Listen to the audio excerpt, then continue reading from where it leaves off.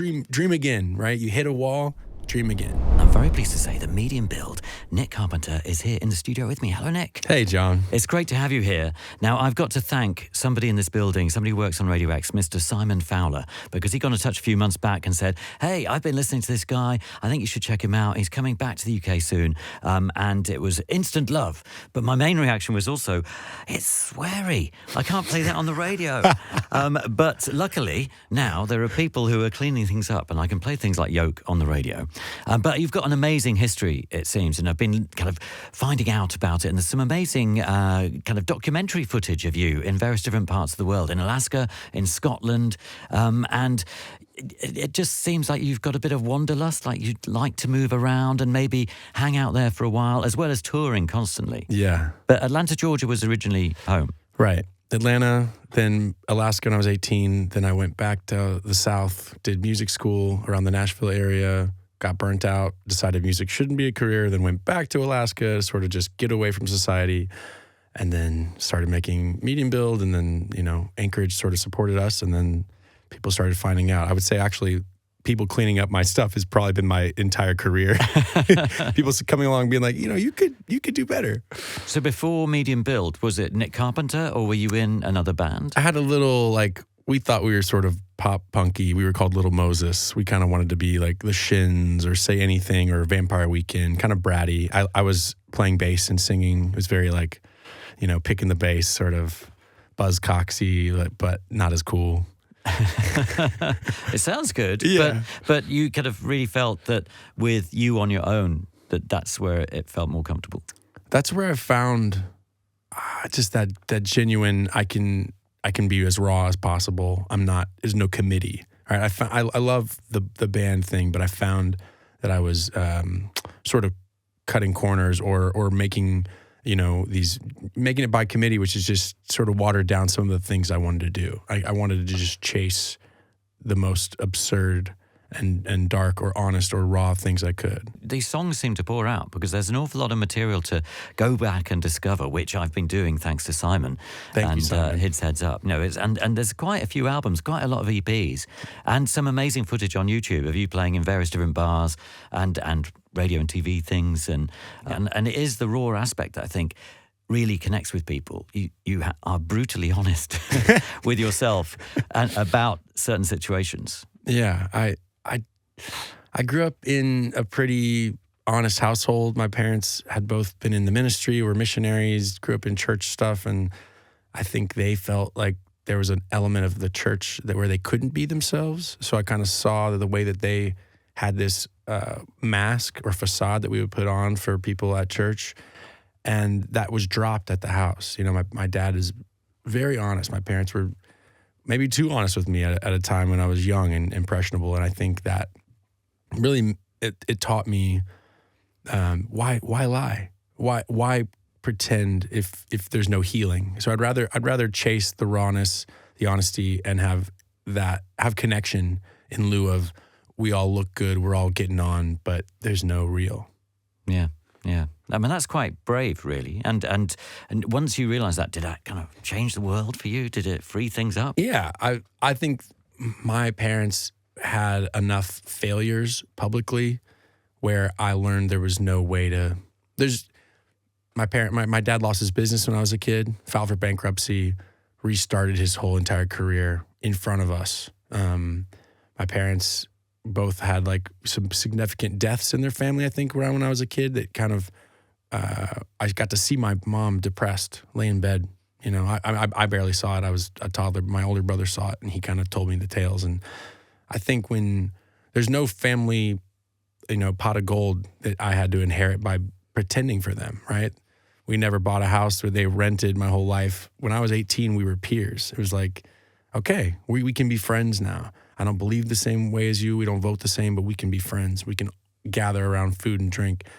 And my dad, he just started telling me more honest stories. And I think it made me want to tell more honest stories. And there's so much hiding we do. And the kind of posh and buttoned up we get, we think we're getting ahead, but really it's just a mask. I don't know. I just don't want to live like that. I'd rather be messy and honest.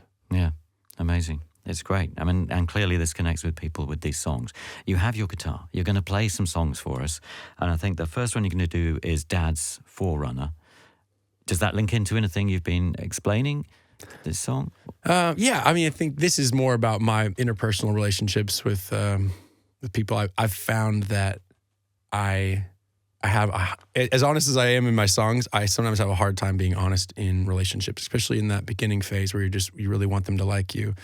And you want to see their, and you know, vice versa. You see their flaws as like charming or something you can tweak, or maybe it's just the environment. And then you get further in, you're like, oh, this person's not going to change. And I think this song is about realizing that this person's not going to change, but really still wanting it. There's a lot of that in the last record. I know that's one of the songs that features on the latest EP, Marietta, which is, I think, the area of Atlanta that you lived in, or just outside Atlanta. Yeah, suburb of Atlanta, very sort of cookie cutter, box store, you know, all the things, the school and the church and the Walmart and the gym and copy paste. Yeah, and there's some nice pictures. I think you went back there and took some pictures of you now, back where you grew up. Yeah, I actually went to, so when my dad lost his business and filed for bankruptcy and kind of restarted his life, he went to work at a Sears. I don't know if you guys have those over here, but, you know, basically like just a department store selling VCRs and like home stereos. This was in the 90s, you know, when you had the rack of the receiver and the tape deck and the 5-disc changer and the VCR player and the Dolby 5.1. My dad was selling all that stuff and the big screen TVs that are bigger than a car. And so he rebuilt his whole life there, like working with college kids, and he's in his 40s, you know. And so I went and it's closed now. It's run down. The mall is still there, but we went and shot a lot of footage around that mall and around my old neighborhood, and just sort of pointing at my childhood and my parents. And, you know, there's a lot of grief I think that I have, but also a lot of gratitude. Yeah. And in a way, John Lydia showcases another side of your sound, because you've worked with quite a few different people. And we heard the collaboration with Julian Baker, but you've been on the road with Holly Humberstone. And I think that, you've worked with Noah Kahan, and there's elements that are kind of leaning towards pop. But at the same time, you're very rooted in country. And as you were explaining to us earlier, Nick, you know, there's a kind of another area of root in alt rock or indie or whatever we want to describe it as. I think you kind of feel you can be wherever you want to be. I grew up with so many inputs. I mean, my mom was a big Motown. She loved gospel music. She listened to a lot of sort of the church music around the house. And then my dad, he fancied himself sort of this like he loved the Stones. He loved ZZ Top. He loved Billy Joel. You can hear it at the end of John and Lydia.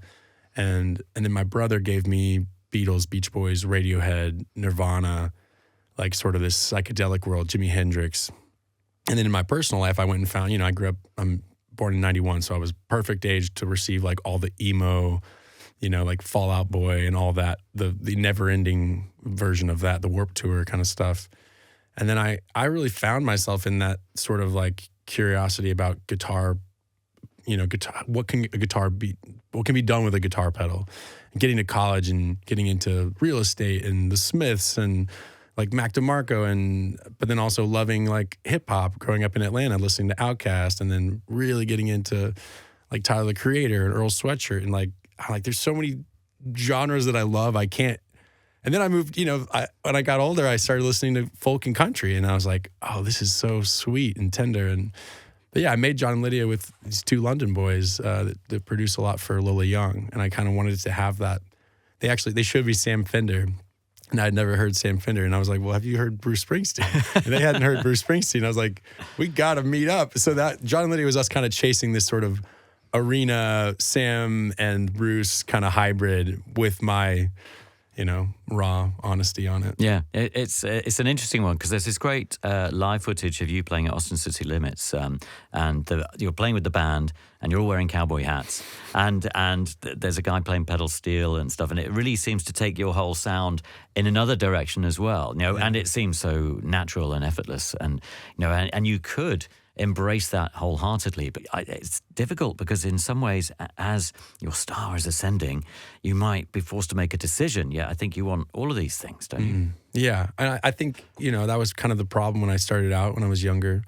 as I would go into meetings with publishers or labels, and they're like, especially in Nashville, they're like, I don't know what you do, kid. You're like all over the place. We got to pick a lane and do your thing. And I was like, I don't want to, can I not? But you listen to a lot at once. Like, I think an artist gets to like Harry Styles level. The record sounds like you're changing the channel every time. It's like pop, R&B, folk, country, rock. It's like it can go all these different ways.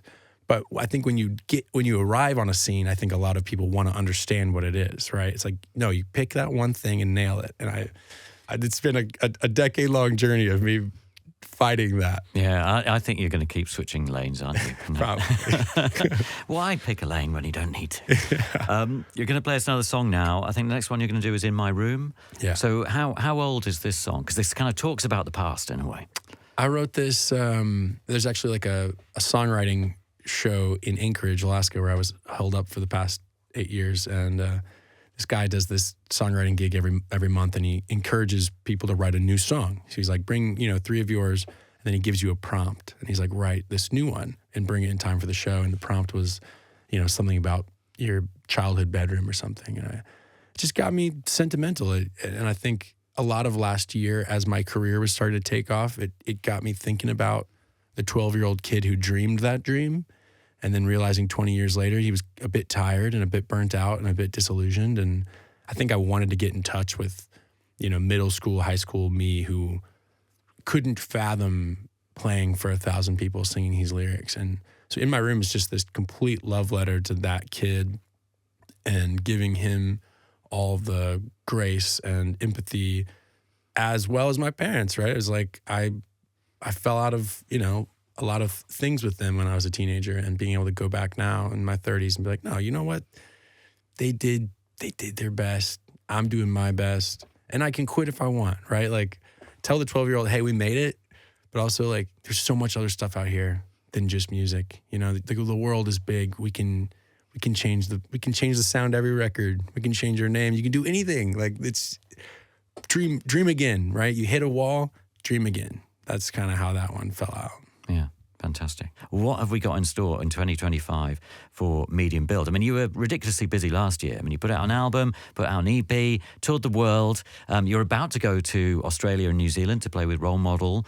Obviously, most people are thinking, and when is he going to fit in time to give us some more songs? I think, I should be resting right now, but instead as soon as I have a month off, I book it with stuff, whether that's work or going and see friends. Like, I'm very bad at being home. I love my routine. I love being home. I love walking the dogs, running, getting the coffee at the same spot. But yeah, going to Australia next month. I'm very excited to play out there for the first time. And then I think, right now I'm starting the next record, vague air quotes of whatever that means. And I would love to have that done. We do Coachella in April. And then I've got I'm doing a solo tour of the East Coast in April, May. So yeah, for a year that I should be resting and writing the next record, I'm kind of not doing that. But there's some cool festivals this summer. We're going out with Tyler Childers again. We're doing Red Rocks with Rainbow Kitten Surprise, which is a dream venue for me. So yeah, I need to make a record, but I also just love playing live. Yeah. Yeah, and you'll probably be playing to a whole load of new people as well, which will mean that they can go back and discover those records that are already out there. Yeah, hopefully. Yeah, fantastic. But you are going to play us one more song before you go off into the night. Triple Marathon is the next song you're going to do, which is the opening track to the Marietta EP. Can you tell us a bit about this song?